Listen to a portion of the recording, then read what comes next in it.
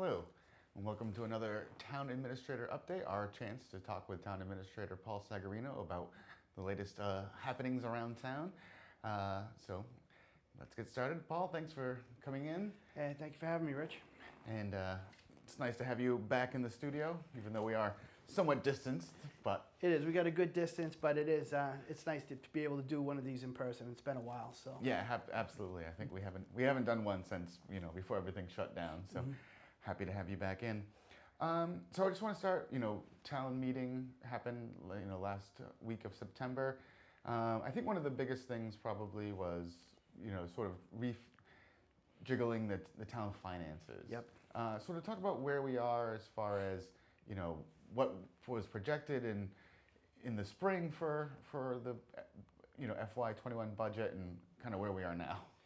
Well, if you may recall, Rich, back when we had May town meeting in June where we passed the budget outside on the football field, at that point in time there was still a lot of uncertainty about where we were in terms of the budget, and at that time we asked for town meeting to allow us the ability to proceed with the budget as we had built it at that time, understanding that we would come back to town meeting in September with any cuts or adjustments that needed to be made.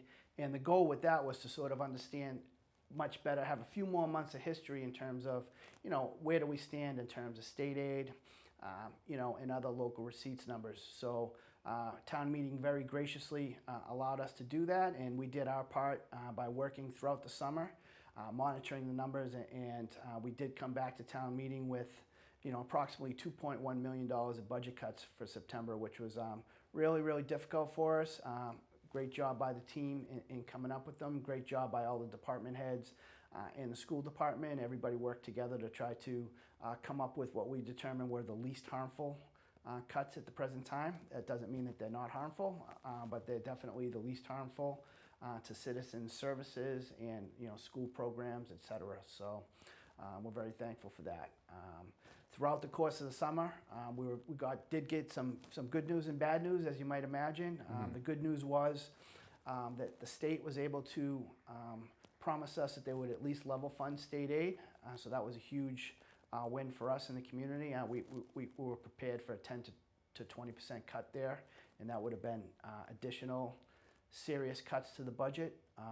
But I guess sort of the bad news is, and I think everybody in the community knows, our local economy is really based upon having folks in our office buildings. The office buildings are empty. Our retail stores are suffering. Our restaurants are suffering. And most importantly, our hotels are really suffering.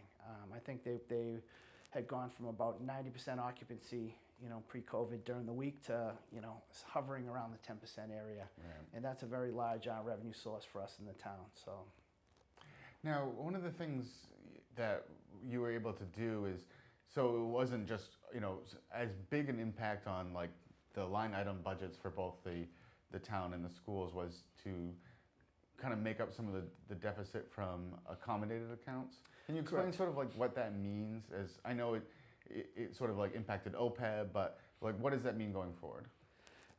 Well, OPEB was a big one. So that's the OPEB funding program is something that we're very proud of here in Burlington. It's something that we get a lot of accolades for in terms of planning for the future and lessening the town's liabilities in the future. Right. And actually, sorry to interrupt, but we should probably not play inside baseball and explain what OPEB is real quickly. Sure. OPEB is other post-retirement benefits. So essentially, retiree health insurance. And what we had begun to do was sort of set aside money for the future for that in terms of a funding program. And we're not required to do so at this point, but it makes perfect sense for us to begin to work towards lessening that liability for future generations. And we had developed a pretty good plan with that. But one thing about OPEB, and when we discussed that program initially and town meeting accepted it and graciously has been following on the funding schedule, was it's not a required payment at this point. So right. When we were asked about that at the time, we were specifically asked the question, what would we do if times got tough with our budget? And the answer at that time was that, we would not have to make this payment and we would not make this payment. So that's sort of the discussion.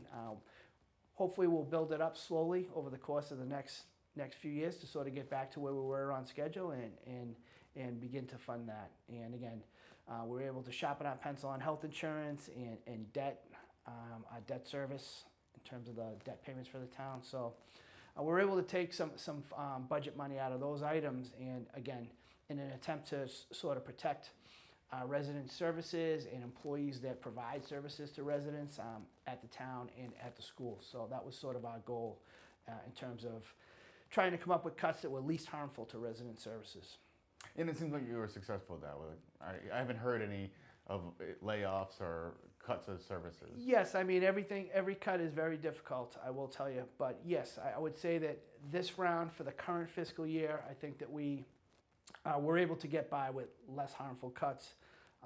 The next fiscal year, we probably won't be as lucky. I think if things don't start to turn around, I think that we will be looking at some meaningful cuts to services. Yeah, that was going to be my next question is, I mean, everything is up in the air. Nobody knows what's going to happen, but what sort of considerations are going into looking towards, 2022?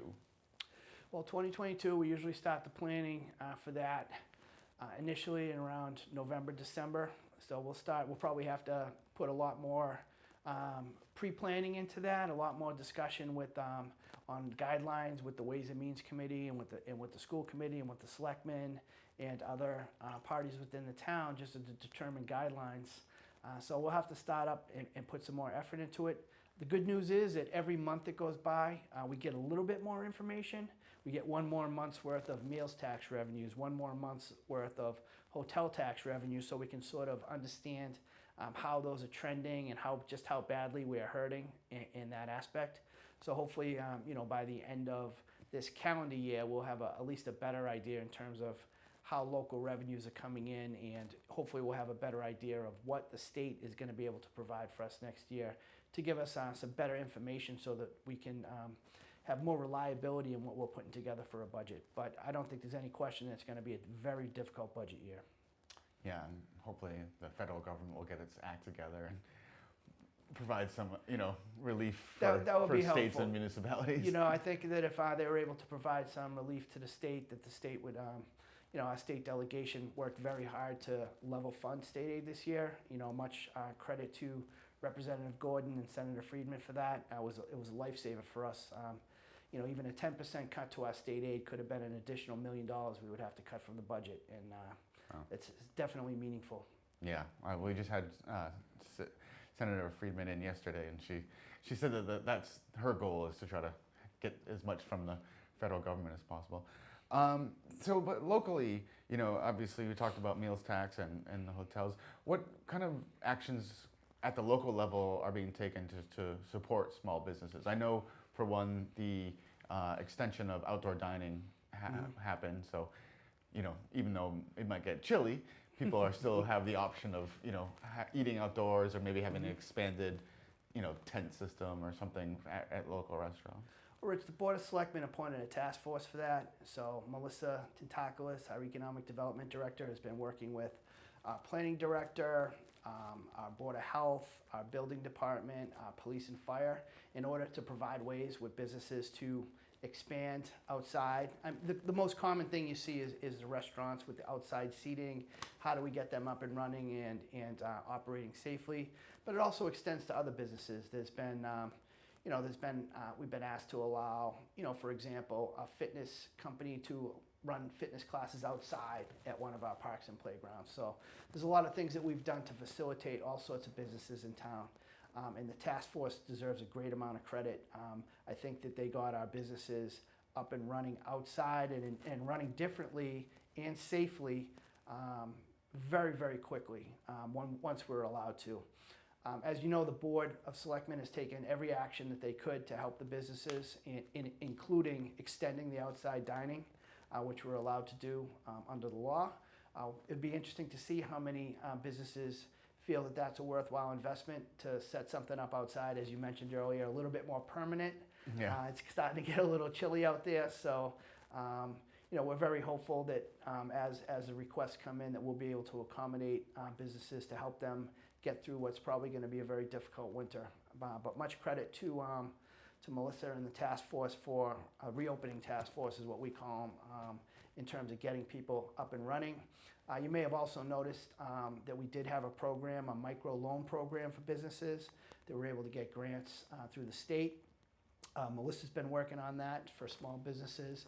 There's some links on the website, and I do believe that we've already have several businesses participating in that we should be able to make notifications to the Board of Selectmen shortly on that, but there will be additional funding, so we'll be soliciting more businesses to apply for those loans or grants, and just to hopefully, if somebody's out there that needs it, please do look into it. It's a great program. We receive funding on the state from that under a grant that Melissa had put together, so we're very hopeful that we'll get some more participants. Yeah, it seems sort of fortunate that, right before our pandemic, you had this new position created with the Economic Development Director. I can't say I thank the town for that every single day. I sort of wonder what it would have been like trying to do all this without having Melissa in place. It really was very fortuitous. I think at the time that we initiated that position, it was an idea of how do we maintain all the great things we have going economically in town moving forward. But as the paradigm has shifted, and now it's, how do we hang on? We hang on for dear life. And, Melissa's been just a tremendous asset. She has an amazing amount of energy, and the amount of work that she's done in working with the businesses, we could not have done that if we didn't have that position. So we're very thankful. And again, you mentioned the timing was perfect. Like I said, Right. We had hoped to give her some time to get on her feet, and but she just had to jump right in, and she's been amazing. Yeah, because I think she came in that was approved in January, wasn't it? January. Which seems like 5 years ago, but. Yeah, it was approved the previous May, but we finally did the hiring process, and she started in January. So. Right. Trial by fire. Welcome to town. So one of the things, there's obviously so much up in the air with the pandemic and everything sort of, everybody adjusting to it. And I think one of the things that people hadn't considered that came up at town meeting was sort of an issue that was raised of short-term rentals in town. And there was a zoning bylaw or that sort of identified what they are and then, at least for now, banned them. Can you talk about that warrant article and why it was seemed necessary? Sure. Well, Rich, I'm sure if you've probably seen in the press that sometimes these short-term rentals are used improperly. Young folks may rent them and have big parties. There was even, believe it or not, I think there was a murder at a party at a house in Linfield that was being utilized as a short-term rental. So we had begun to start getting some complaints for certain properties within the town where just these types of things were happening, where there were parties or residents are just concerned if you're on a residential street and there's a house renting rooms out, who are the folks being rented to, et cetera, et cetera. So they had begun to become a problem in our town and many other communities. If you've ever used an Airbnb or something like that, it actually is a really cool thing. And I've actually utilized them when I've traveled as well.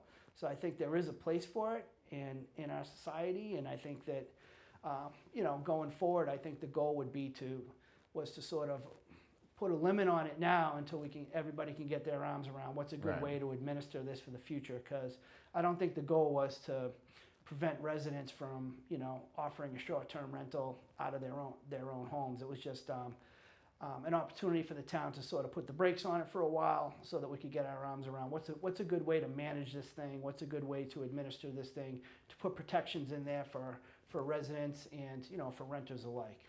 Yeah, I think that was made pretty clear at town meeting that it was like we're banning them for now, but we can revisit this and kind of like take it up again like in the future when things are a little bit more normal. Yeah, I think they're a much more common thing in touristy areas or places, destinations like that, as opposed to a place like Burlington.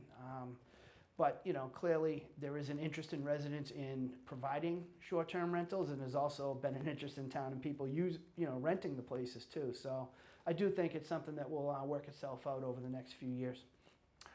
And one of the other things that's about to start up is we have early voting coming in. Starting this Saturday. I know Town Clerk Amy Warfield's been hard at work getting everything lined up for that. Just talk about how people can, take advantage of that, of early voting and, where it is and, all that. Early voting, we were very fortunate to have been able to hold that at the Grandview Farm, the Grandview facility here in town. I've received nothing but positive feedback from residents who utilized it during the primary in September. And they got a very safe, very efficient system there for residents to show up. It's almost for about 2 weeks before the election. Weekends, during the week, a variety of different convenient times for residents where you can come up and walk through the line and vote just like you would on election day in person, as opposed to, through the mail, which is the other option that's been heavily advertised. And, residents have always had the opportunity to do an absentee ballot if they were going to be outside of Burlington on that day. So it's just another way to provide convenience to the voters. And I think that, like everything else that our town clerk's office does, it's done very efficiently. And like I say, we've received very positive reviews from the folks that early vote. It's very efficient, very safe, and, we're really happy that we're able to provide so many ways for people to cast their vote. Yeah, absolutely. And just so people know that if they do want to vote by mail but are a little bit hesitant because of all the news, that there is also a drop-off box right in front of Town Hall that they can use. There is a drop-off box, and it's underneath my window, and I can tell you it is very heavily used. Oh, good. During the week and on weekends. So that thing is, people are utilizing the boxes that we have in town, and they get emptied out very regularly by the town clerk staff to bring everything inside. So I do believe that the boxes are being very well used for people that would prefer to just drop it off as opposed to mail it in. Right. And last thing, as I've reported, or we've reported here at BCAT, there was a watering ban that went into effect, but it was sort of time to try to, mitigate or limit the impact because it was in the fall. It just went in at the beginning of this month. But looking forward, sort of where are we as far as the MWRA Connections going, and like how's that process unfolding? We're in front of the Water Resources Commission, which at this point, I believe we have 2 more meetings with those folks to go to get approval to begin the project. So as you may recall, phase 1 of the project was a connection on Adams Street, directly to the town of Lexington. That would provide the town with some short-term relief. I believe we can get about 1 million gallons a day through that connection. I think we have two more meetings to get what's called an interbasin transfer request approved. And John Sanchez has learned about a bunch of different unknown entities at the state level that govern this water. So a little bit of red tape there. There's a lot of red tape, and again, it's all well intentioned to make sure everything's done safely, and that the water we may ultimately be taking from the Quabbin mixes well with our water, mixes well once it goes in our ground. So those are the types of environmental issues that they're looking at. It is a very lengthy and thorough process, and fingers crossed, we feel like we're getting towards the end of that. So we should have hopefully short-term relief if we're able to get that approval in the next month or so. We're hopeful that we could have that connection in place by January, and that will at least provide us with some temporary relief. As you know, phase 2 of the project involves us building a pipe from Burlington to the Arlington-Lexington line. That would be phase 2 of the project. That would have the ability to provide all of the town's water in the future if necessary. Right. But we do intend on keeping the mill pond plant up and running, and as a redundant source of water, so that we have both options available to the town. All right. It's good to know. Progress being made. Definitely. All right. Well, I appreciate very much you coming in. It's good to see you in person once again. It's been a long time, but it's good to have you back. So thank you very much. Hey, thank you very much for having me, Rich. Great to see you. You as well. Thank you.